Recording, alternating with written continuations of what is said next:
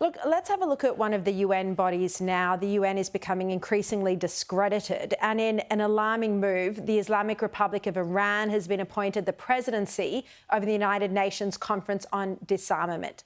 This is a joke. Now, this is a rotating position, and it'll keep Iran in control over the international body. Michael, how can these bodies function with Iran heading the UN Agency for Disarmament?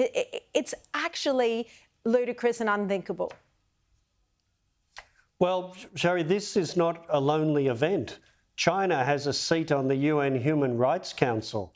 There was a Chinese head of Interpol, the International Police Agency, until he was recalled to China and disappeared, like the previous Chinese foreign minister. So having Iran, a burglar when it comes to disarmament, chairing the UN conference is no more absurd than what's happening on human rights or Interpol. It just shows the world's lost its way when it comes to the UN. The UN is meant to be able to speak truth to autocrats and repressive regimes rather than pretend they're the opposite of what they are. Yeah, exactly right. Now, quickly, before we go, Israel is sending a delegation to the United States to discuss an alternative to a military offensive in the southern city of Rafah in Gaza. But at the same time, we've seen that Benjamin Netanyahu has declared he's not going to succumb to international pressure and take his foot off Hamas. What do you think we're seeing here? I mean, clearly Joe Biden is going down this path, at least in part, for political reasons. But do you think this delegation indicates that Israel might start to cave in to some of his demands?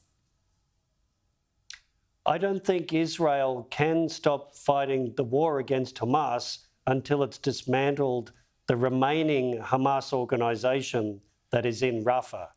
So I don't think that is going to happen. A lot of this is, as you say, about the domestic politics of the different countries rather than thinking about what's going to work in the Middle East. I think there's way too much of this performance from Western leaders, and we forget what war looks like. Israel's in the middle of a war, and there's a humanitarian crisis as a result. But Netanyahu is a bit like Margaret Thatcher, isn't he? The lady's not for turning. Well, you know, he is a very controversial figure, but at this point, I mean, who doesn't support the destruction of Hamas and the return of the hostages? No one sensible, that's for sure. Michael Shoebridge, thank you very much for your time tonight.